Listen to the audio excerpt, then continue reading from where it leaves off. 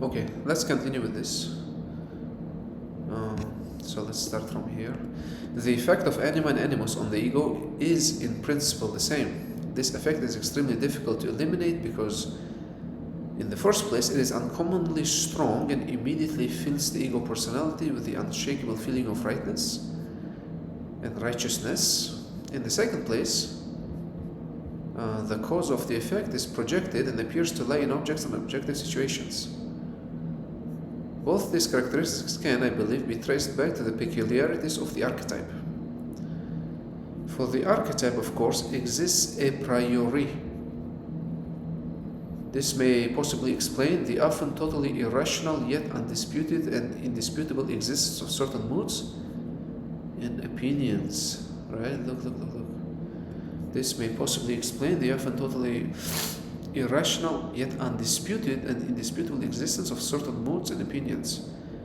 Perhaps these are so notoriously difficult to influence because of the powerfully suggestive effect emanating from the archetype. Consciousness is fascinated by it, held captive, as if hypnotized. Very often the ego experiences a vague feeling of moral defeat and then behaves all the more defensively, defiantly, and self-righteously, thus setting up a vicious circle. What? Let me read this again.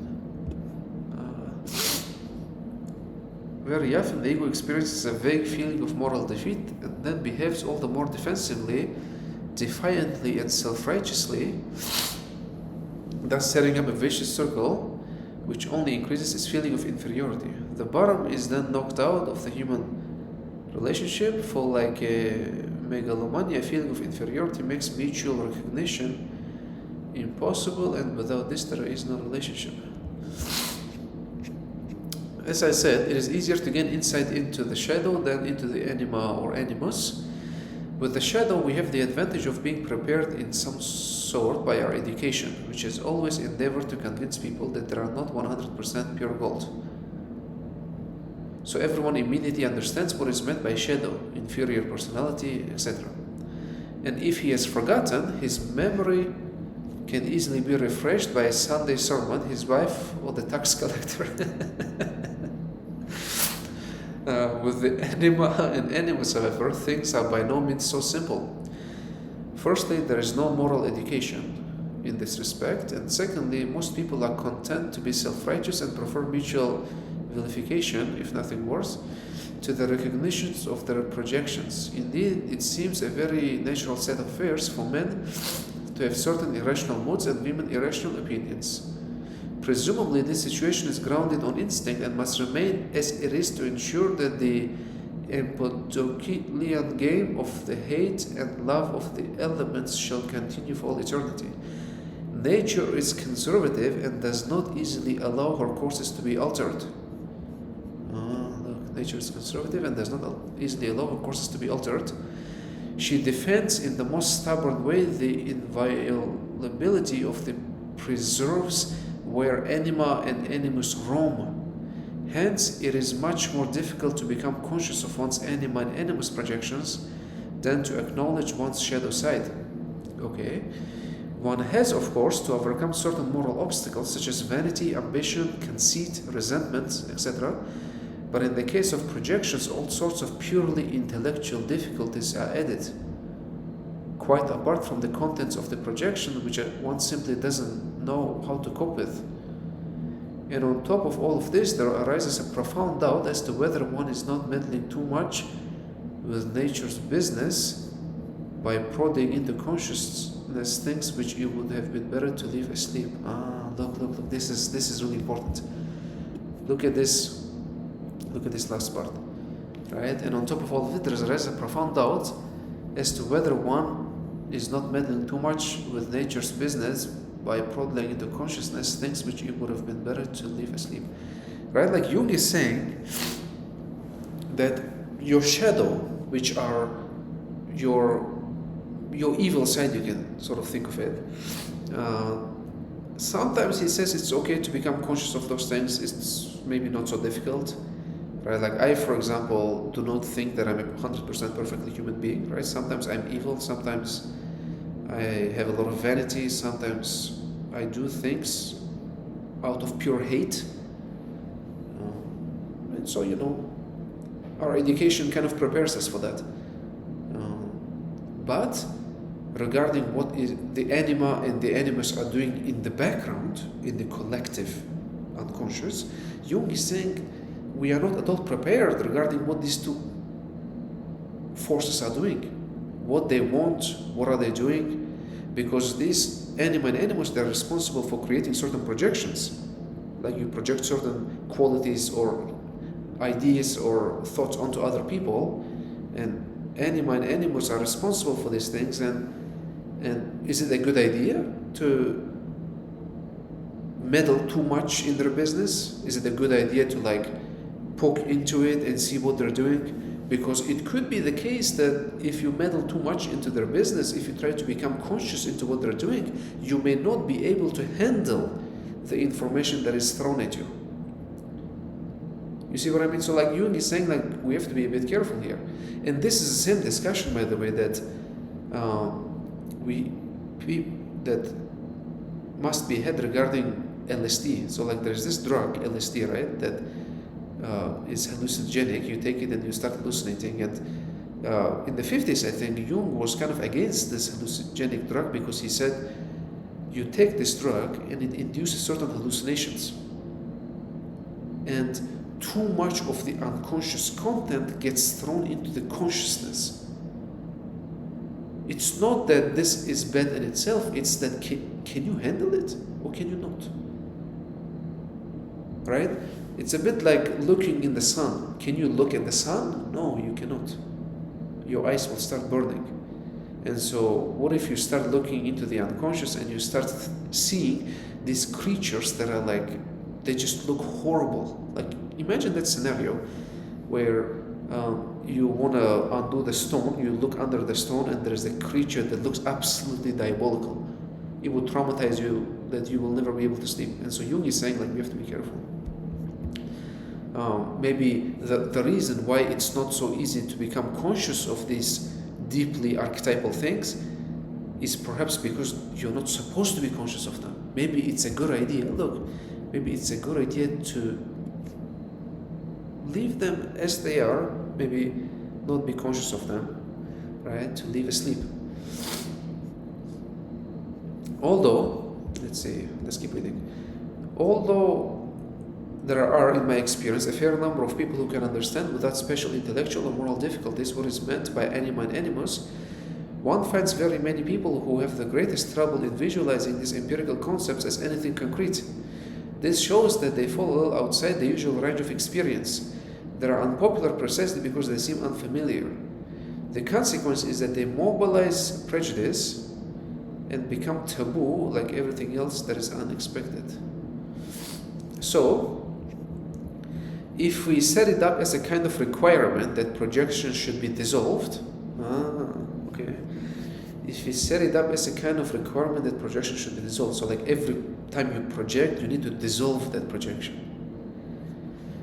Because it is wholesomer that way, and in every respect more advantageous, we are entering upon new ground.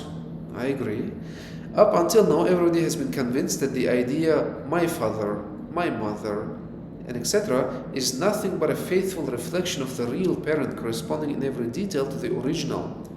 So that when someone says my father, he means no more and no less than what his father is in reality.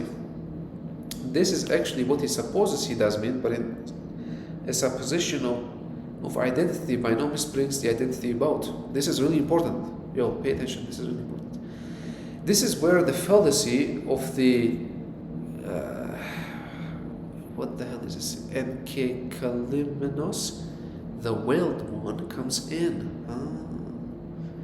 This is where the fallacy of the veiled one comes in. If one includes in the psychological equation X's picture of his father, which he takes for the real father, the equation will not work out because the unknown quantity he has introduced does not tally with the reality. X has overlooked the fact that his idea of a person consists Look, X has overlooked the fact that his idea of a person consists in the first place of the possibly very incomplete picture he has received of the real person, and in the second place of the subjective modifications he has imposed upon this picture. X's idea of his father is a complex quantity for which the real father is only in part responsible. An indefinitely larger share falling to the son. So true is this that every time he criticizes or praises his father, he is unconsciously hitting back at himself, thereby bringing about those psychic consequences that overtake people who habitually disparage or overpraise themselves. What?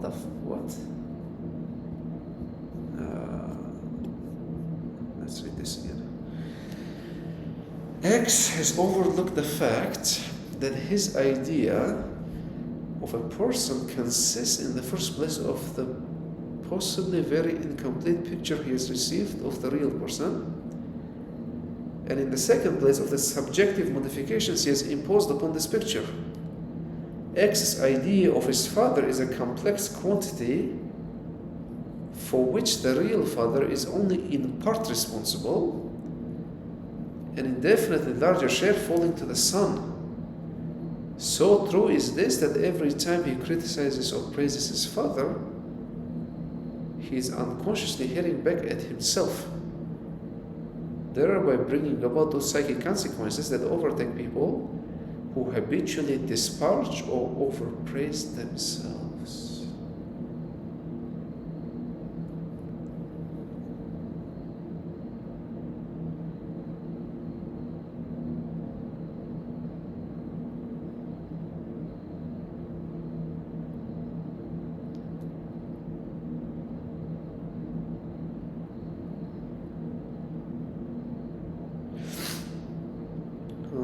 So if he criticizes his father, he's criticizing an image of the father that he has in his head, but who's responsible for that image?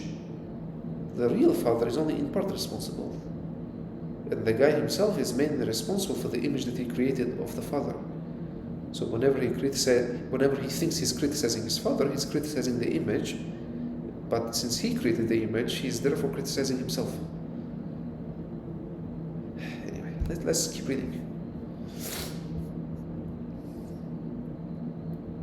The fallacy. What is this?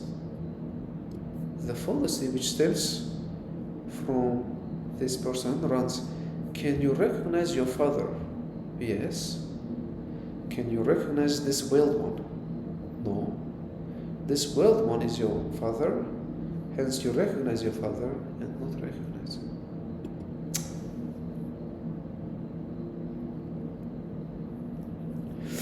We'll talk about this. Let's keep reading.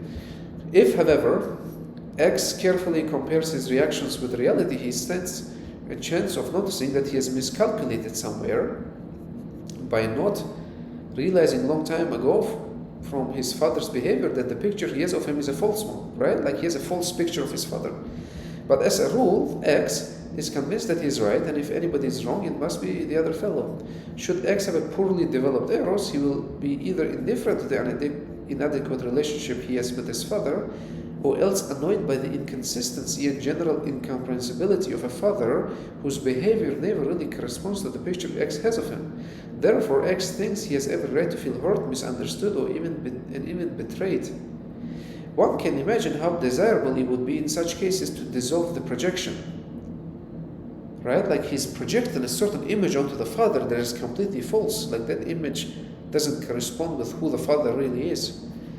And Jung is saying, one can imagine how desirable it would be in such cases to dissolve the projection, and there are always optimists who believe that the golden age can be ushered in simply by telling people the right way to go. But just let them try to explain to these people that they're acting like a dog chasing its own tail. To make a person see the shortcomings of his attitude considerably more than a mere telling is needed. For more is involved than ordinary common sense can allow. when one is up against what one is up against here is the kind of fateful misunderstanding which under ordinary conditions remains forever inaccessible to insight. It is rather like expecting the average respectable citizen to recognize himself as a criminal. Look, this is important. Like, it is rather like expecting the average respectable citizen to recognize himself as a criminal. He's saying, like, if let's say I am projecting a certain image onto other people, my father or my mother or like my girlfriend or like whoever, right? Not that I have a girlfriend, but anyway. He's saying, just because you tell them to dissolve the projection doesn't mean that that projection will be dissolved. These projections are so hard that they're inaccessible to insight. Like if somebody, for example, let's say you're talking to a girl and she has this image of a boyfriend that doesn't match with the reality of who the boyfriend is. Maybe the boyfriend is an abuser, but she's like, no, he's different, he will change, this. Like keep telling that person to dissolve that projection. I mean, good luck. It won't work. Logic doesn't help here. So Jung is saying that telling these people who project these images onto other people is like logically talking to them, is like expecting an average citizen to suddenly recognize himself as a criminal. Like, do you realize what a shock it is? Like if you go outside and talk to a middle-aged woman and be like, hey, recognize yourself as a serial rapist. To her, that will be such a shock that the image she has of herself does not match perhaps with the reality, right? Because she doesn't think of herself as a rapist. So Jung is saying that that kind of a shock that she will experience is like the kind of shock that we are up against here. Telling a person that the image they have of somebody doesn't match with the reality. Like to them, that's an insane shock that it's hard for them to give up that shock. And it's also the same, and this is very common with mothers. Mothers usually have a very good picture of their children. They believe their children are innocent, they believe their children are good people. Whereas in reality, their child might just be the worst human being you have ever encountered. But try convincing that mother that her child is an absolute demon of a human being. Will not work. No chance. That projection is so strong that it's like expecting her to admit that she herself is a criminal. I mean, she will never do that. And so she will forever believe that her child is like a good human being. And there's a lot of women like that, actually. And so that's what Jung is saying, is that he said it's these allergies are killing me. He's saying that it's difficult to come to terms with the fact that an image you have of somebody is actually not real, that the other person is completely different. And sometimes I feel like, well, anyway, let's keep reading.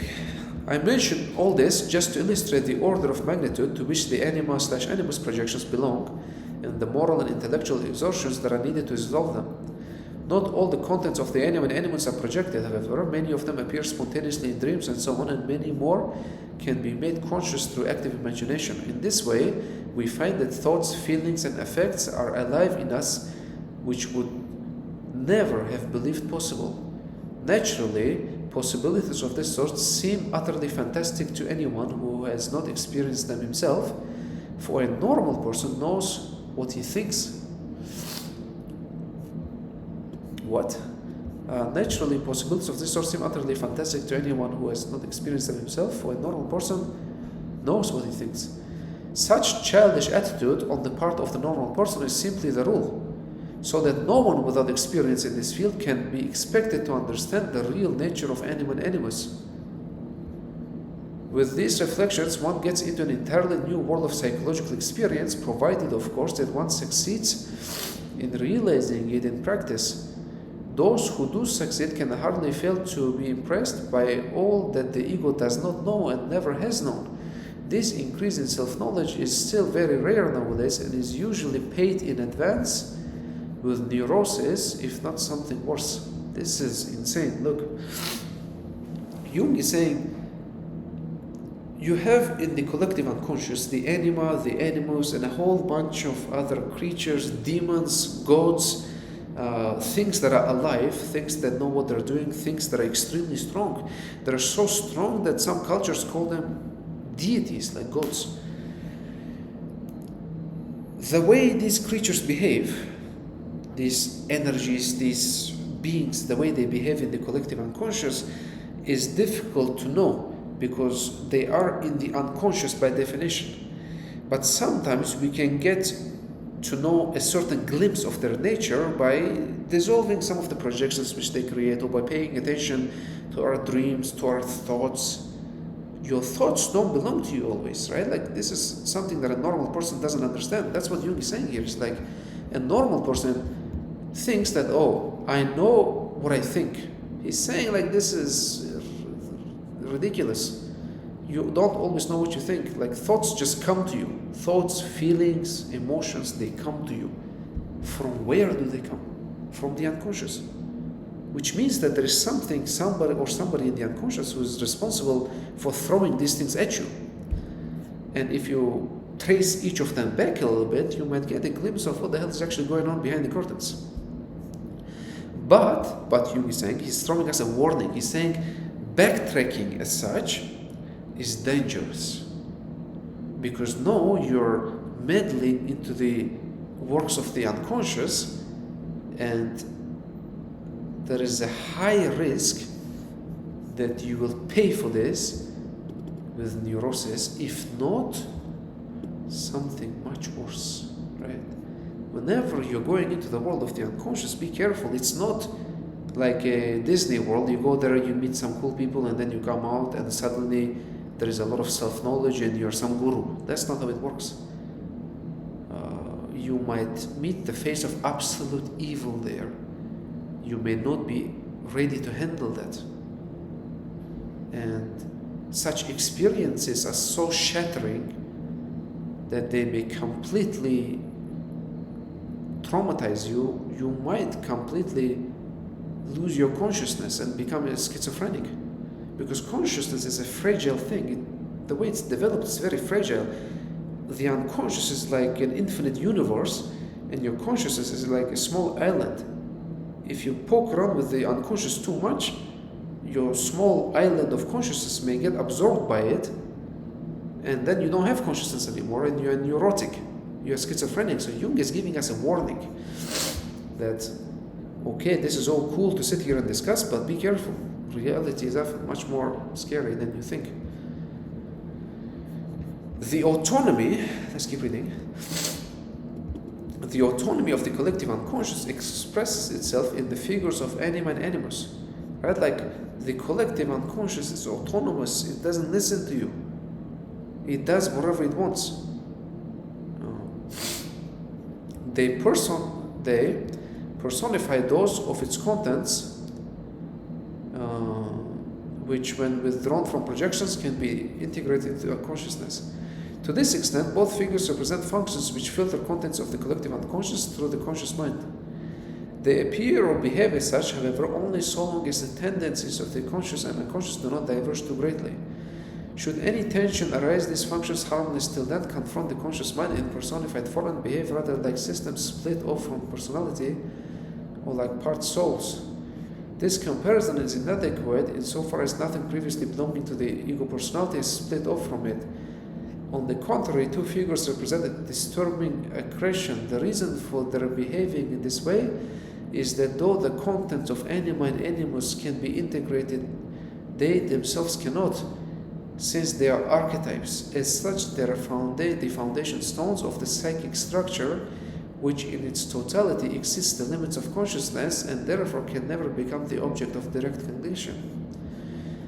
Though the effects of Anima and Animus can be made conscious, they themselves are factors transcending consciousness and beyond the reach of perception and volition. Hence, they remain autonomous despite the integration of their contents, and for this reason, they should be borne constantly in mind. This extremely important. This is extremely important from the therapeutic standpoint because constant observation pays the unconscious a tribute that more or less guarantees its cooperation. The unconscious, as we know, can never be done with once and for all. It is, in fact, one of the most important tasks of psychic hygiene.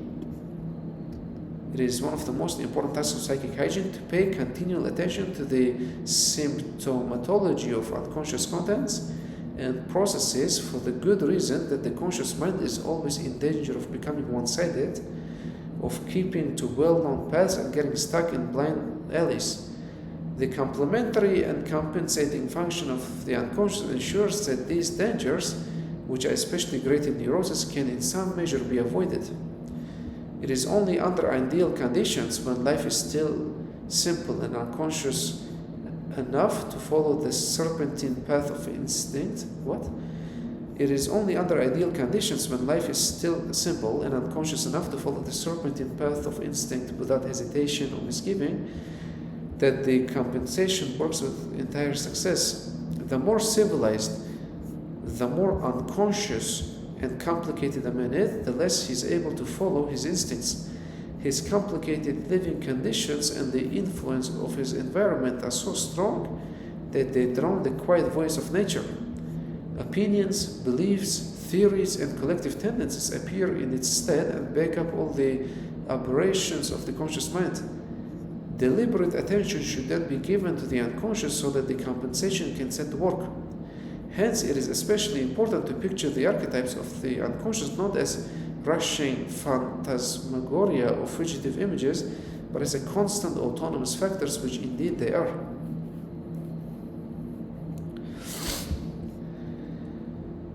Both these archetypes, as practical experience shows, possess a fatality that can on occasion produce tragic results. They are quite literally the father and mother of all disasters and entanglements of fate, and have long been recognized as such by the whole world. Together they form a divine pair, one of whom, in accordance with his logos nature, is characterized by pneuma and nous, rather like Hermes with his ever-shifting hues, while the other, in accordance with her eros nature, wears the features of Aphrodite, Helen, Persephone, and Hector. Both of them are unconscious powers, gods, in fact, as the ancient world quite rightly convinced them to be. To call them by this name is to give them the central position in the scale of psychological values, which has always been theirs, whether consciously acknowledged or not. For their power grows in proportion to the degree that they remain unconscious. Those who do not see them are in their hands, just as a typhus epidemic flourishes best when its source is undiscovered. Even in Christianity, the divine syzygy has not become obsolete, but occupies the highest place as Christ and his bride in the church. Parallels like this prove extremely helpful in our attempts to find the right criterion for gauging the significance of these two archetypes. What we discover about them from the conscious side is so slight as to be almost imperceptible. It is only when we throw light into the dark depth of the psyche and explore the strange and tortuous path of human fate that it gradually becomes clear to us how immense is the influence wielded by these two factors that complement our conscious life. Recapitulating, I should like to emphasize that the integration of the shadow, or the realization of the personal unconscious, marks the first stage in the analytic process, and that without it, a recognition of Anima Animus is impossible.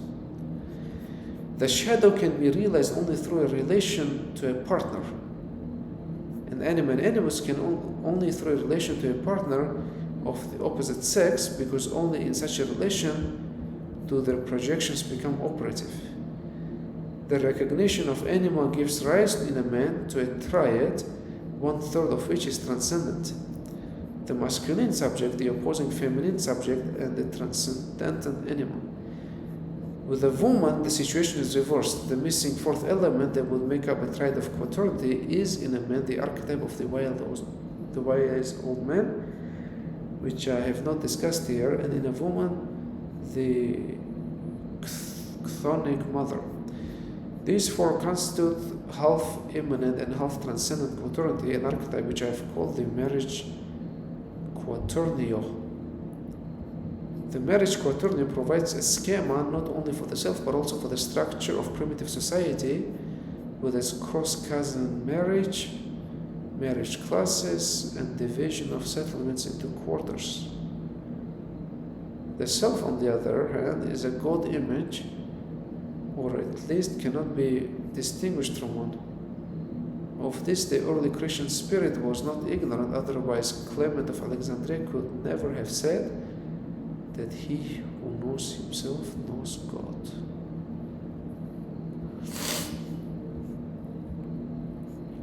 I'll be honest, it's a bit hard to understand this part. He's saying something about like this quaternios, the four, right? The four quaternios.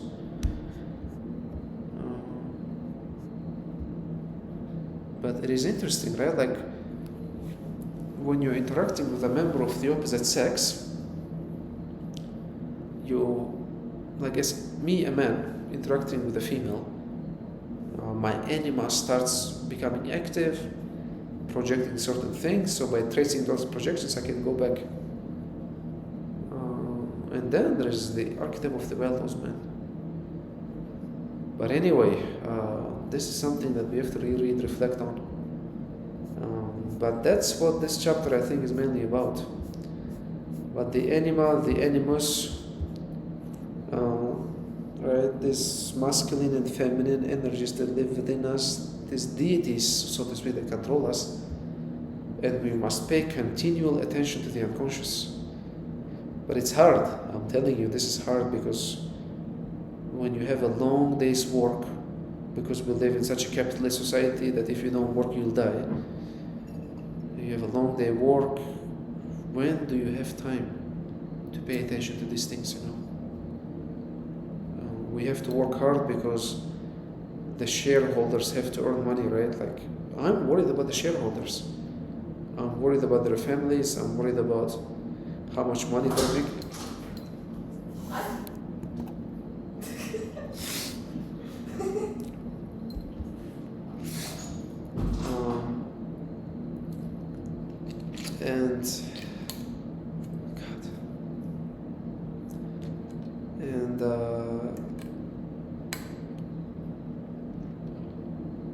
You see, I started talking about shareholders and suddenly somebody comments. And that's the society we live in. But what Jung is saying is that you need a continual exercise of paying attention to what you're doing. Don't be any idiot who projects and then thinks that you're right and things of that nature. Always pay attention to your projections. Always pay attention to your thoughts, to your feelings, to your dreams, to your instincts, to your desires, because all of them, in some sense, are creations of the unconscious, and they are the language of the unconscious, and the unconscious is talking to you through all of these things. Your feelings are not fully yours. Your thoughts are not fully yours. Your desires are not fully yours. You don't even decide who you fall in love with. You don't decide what kind of thoughts come to you. Pay attention to them. Don't suppress them. If a horrible thought or idea comes to your mind, don't say, oh, I'm not that person. Don't suppress it. Okay, know that you're not going to do it, but admit that that thought came to you, which means that it must have come from somewhere. And that origin is in you, right? And there are these actors behind the curtain that are doing their job, and to some extent you should be aware of what the hell is going on. That's really what's happening here. But anyway, the next chapter, is going to be about the self, which we will talk about next time. Anyway, for now, let's end on this.